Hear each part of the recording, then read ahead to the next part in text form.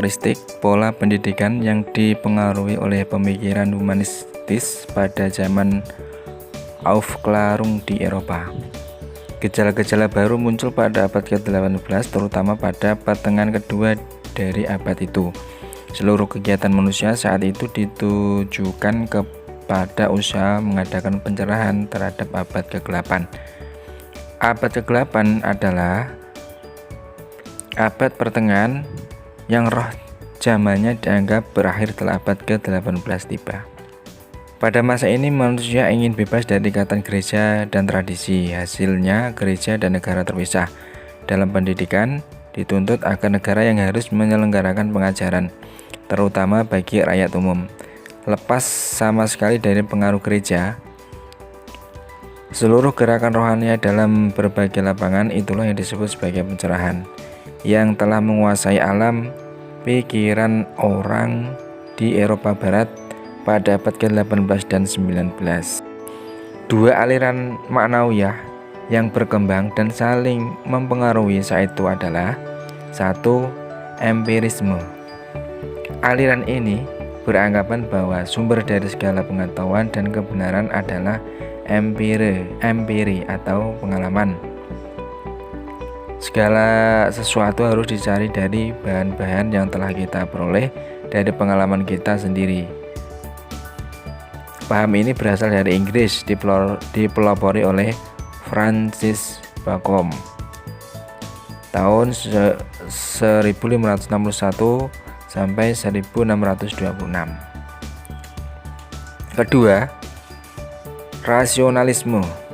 Aliran ini lahir di Perancis dan Descartes tahun 1596 sampai 1650.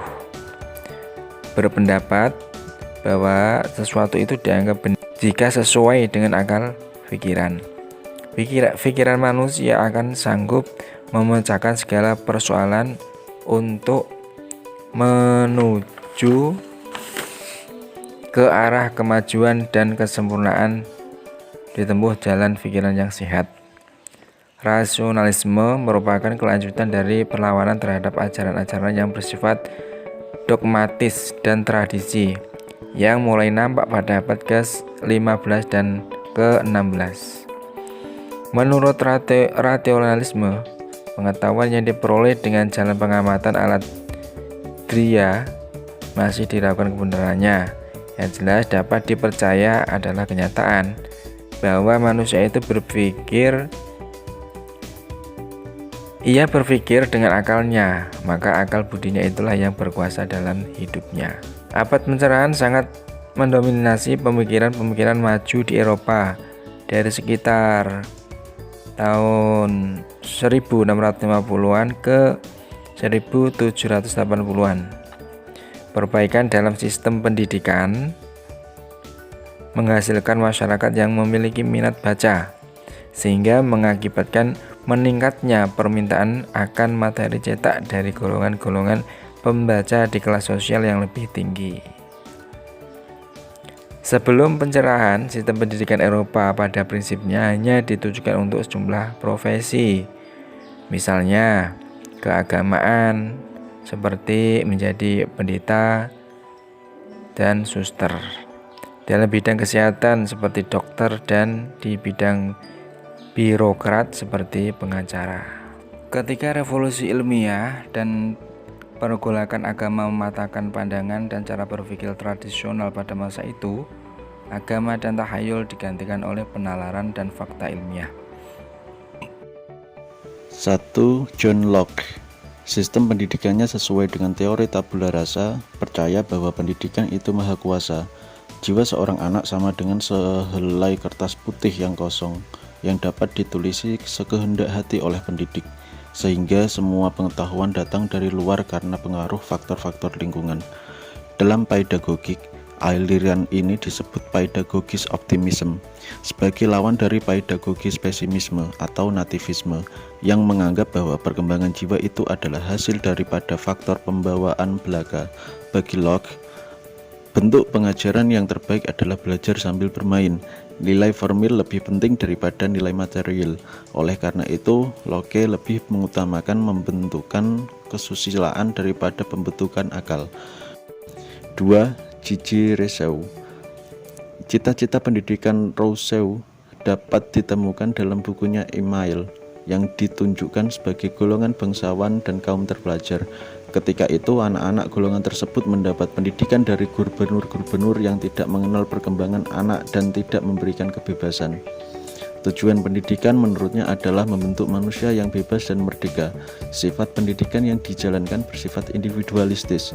Anak harus dijauhkan dari pengaruh masyarakat, bahkan dari pengaruh orang tuanya. Dasar pendidikannya adalah pembawaan anak yang baik. Ia percaya bahwa anak sejak lahir pembawaannya baik. Jika kelak anak itu berkelakuan buruk, hal itu disebabkan karena adanya pengaruh-pengaruh jahat dari dunia sekitar atau lingkungannya. B. Sistem persekolahan zaman Aufklärung di Eropa atau abad pencerahan.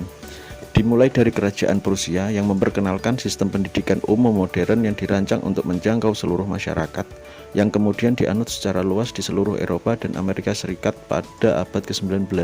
Pondasi dasar dari sistem pendidikan dasar Prusia diletakkan oleh Frederick Agung dengan Generalen Schulgemacht yang dirancang oleh Johannes Julius Haeckel.